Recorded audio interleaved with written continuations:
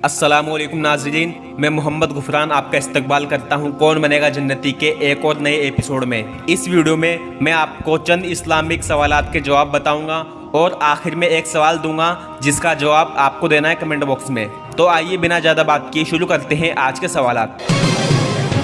आपका पहला सवाल है, अजान से पहले सुन्नत पढ़ना कैसा है? आपके ऑप्शन है, पहला वाजिब है, दूसरा मकरूह है, तीसरा पढ़ सकते हैं, चौथा नहीं पढ़ सकते।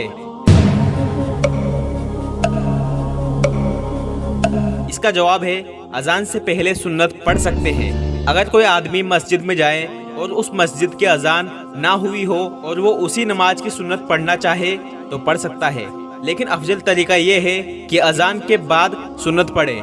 लेकिन अगर कोई अजान से पहले ही सुन्नत पढ़ ले तो दुरुस्त है, कोई हर्ज वाली बात नहीं, वो कबूल हो जाएगी। लेकिन अफजल ये है कि अजान होने के बाद ही पढ़ लें। आपका दूसरा सवाल है, आंख बंद करके नमाज पढ़ना कैसा है? आपके ऑप्शन है, पहला पढ़ सकते हैं, दूसरा हराम है, तीसरा सुन्नत है, चौथा मकरूह है। तो इसका जवाब है बिना किसी वजह के आंख बंद करके नमाज पढ़ना मकरूह है।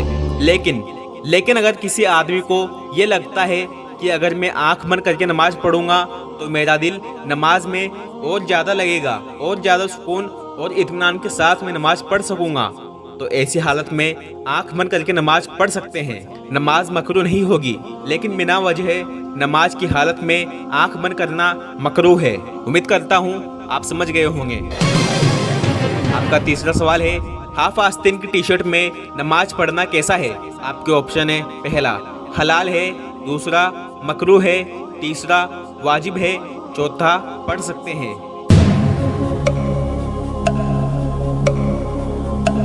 इसका जवाब है हाफ आस्तीन की टी शर्ट में नमाज पढ़ सकते हैं। इसको ध्यान से समझिए।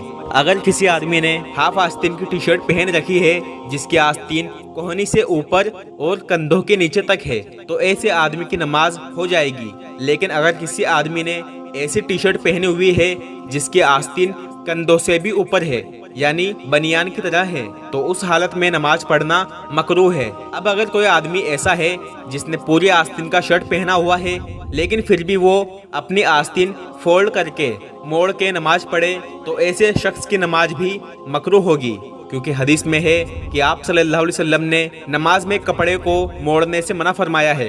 तो अगर आपने टी शर्ट पहनी हुई है जिसकी आस्तीन ने कंधों को ढक रखा है तो आपकी नमाज हो जाएगी। लेकिन बेहतर ये है कि आप पूरी आस्तीन का शर्ट पहनकर नमाज पढ़ें, क्योंकि जितना हया के साथ, जितना पर्दे के एहतमाम के साथ आप नमाज पढ़ेंगे उतना ही बेहतर होगा। आपका चौथा सवाल है, इशा की नमाज का वक्त कब तक होता है? आपके ऑप्शन है, पहला 12 बजे तक, दूसरा 1 बजे तक, तीसरा फजर से पहले तक, चौथा सूरज निकलने से पहले तक।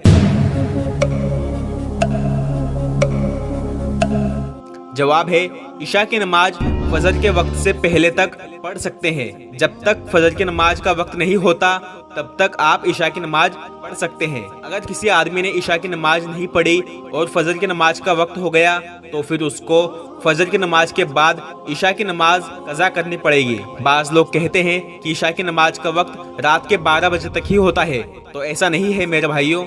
हदीस में बात यह है कि 12 बजे से पहले का जो वक्त होता है, यानी 11 या 11:30 बजे का वक्त इशा की नमाज का सबसे अफजल वक्त होता है। इशा की नमाज 12 बजे के करीब पढ़ना ज़्यादा अफजल है, लेकिन इशा की नमाज का वक्त फजर की नमाज के वक्त से पहले तक होता है। आपका पांचवा सवाल है, वुजू करने के बाद आईना देखना कैसा है? आपके ऑप्शन है, पहला गलत है, दूसरा वुजू टूट जाएगा, तीसरा वुजू नहीं टूटेगा, चौथा वुजू मकरूह हो जाएगा।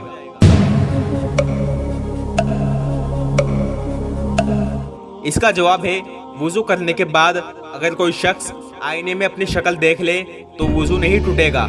हमारे मुआशरे में ये बात फैली हुई है कि अगर कोई वुजू करके आईने में देख ले तो उसका वुजू टूट जाएगा, मकरूह हो जाएगा। लेकिन ऐसी कोई दलील मौजूद नहीं है, तो लिहाजा आईने में देखने से वुजू नहीं टूटेगा। इसके अलावा अगर किसी ने वुजू करके टीवी देख ली तो टीवी देखने से भी वुजू नहीं टूटता। इसके अलावा अगर किसी ने वुजू करके गलती से किसी को बिना कपड़ों के देख लिया तो उससे भी वुजू नहीं टूटेगा। लेकिन अगर किसी को बिना कपड़ों के देखने से पेशाब के रास्ते से कतरा निकल गया तो फिर वुजू टूट जाएगा और दोबारा वुजू करना पड़ेगा। और याद रखिए, जिसका वुजू टूट जाएगा तो फिर उसकी नमाज भी कबूल नहीं होगी, उसे दोबारा वुजू करके नमाज पढ़नी पड़ेगी। लिहाजा जितना हो सके वुजू का एहतराम करें। ऐसा अमल ना करें जिसके करने से आपका वुजू टूट जाए, क्योंकि अगर वुजू टूट गया तो फिर आपकी नमाज भी किसी काम की नहीं रहेगी। आपका छठा सवाल है, क्या नापाकी की हालत में मस्जिद में जा सकते हैं? आपके ऑप्शन है, पहला जा सकते हैं, दूसरा नहीं जा सकते। इसका जवाब है, नापाकी की हालत में मस्जिद में नहीं जा सकते, क्योंकि मस्जिद अल्लाह रब्बुल इज्जत का घर है। इसका जितना एहतराम करें कम है, इसलिए मस्जिद में एहतराम की वजह से कोई भी मर्द या औरत नापाकी की हालत में मस्जिद नहीं जा सकते। लिहाजा इस बात का ध्यान रखें कि अगर हम नापाक हैं तो गुस्ल करके पाक होकर ही मस्जिद में जाएं। आपका सातवां सवाल है, नमाज की हालत में किसी का फोन आ जाए तो क्या करें? आपके ऑप्शन है, पहला फोन उठा लें, दूसरा फोन बंद कर दें, तीसरा फोन बजने दें, चौथा फोन निकालकर फेंक दें। इसका सही जवाब है, अगर नमाज की हालत में किसी का फोन आ जाए तो आपको चाहिए कि एक हाथ से जेब में रखे हुए मोबाइल का बटन दबाकर उसे बंद कर दें। सबसे पहले तो ये बात ध्यान रखें कि हम नमाज पढ़ने के लिए मस्जिद जा रहे हैं, तो मस्जिद में दाखिल होने से पहले ही अपना मोबाइल बंद कर लें या साइलेंट मोड पर कर दें, ताकि आपका ध्यान भी नमाज में अच्छी तरह लगा रहे और आपके पास वाला भी डिस्टर्ब ना हो। लेकिन अगर कभी इत्तेफाक से आप मोबाइल बंद करना भूल जाएं और नमाज की हालत में किसी का फोन आ जाए तो आप अपने एक हाथ से जेब के ऊपर से या जेब के अंदर हाथ डालकर मोबाइल का बटन दबाकर मोबाइल को बंद कर सकते हैं। इससे आपकी नमाज नहीं टूटेगी। अब मैं आपको एक नया सवाल देता हूं, जिसका जवाब आपको देना है कमेंट बॉक्स में। सवाल है, रात को झाड़ू लगाना कैसा है? आपके ऑप्शन है, पहला हराम है, दूसरा मकरूह है, तीसरा नहीं लगा सकते, चौथा लगा सकते हैं। तो आप बताइए इसका जवाब क्या है? इंशाल्लाह मैं उम्मीद करता हूँ आप सही जवाब देंगे। आपसे गुजारिश है कि आप इस चैनल को सब्सक्राइब कर लीजिए और बेल आइकन को प्रेस कर दीजिए। मेरा ऐसी वीडियो बनाने का मकसद सिर्फ ये है कि मैं आपको दीन की छोटी छोटी बातें बता सकूं। आपसे गुजारिश है कि इन छोटी छोटी इस्लाम की बातों को अपने दोस्तों के साथ शेयर किया कीजिए, क्योंकि ईमान की बात एक दूसरे को बताना सवाब जारिया है। इसका सवाब आपको मरने के बाद भी मिलता रहेगा। मैं मिलता हूँ आपको अगली वीडियो में इंशाअल्लाह। जिंदा रहा तो अस्सलामु अलैकुम व रहमतुल्लाहि व बरकातुहू।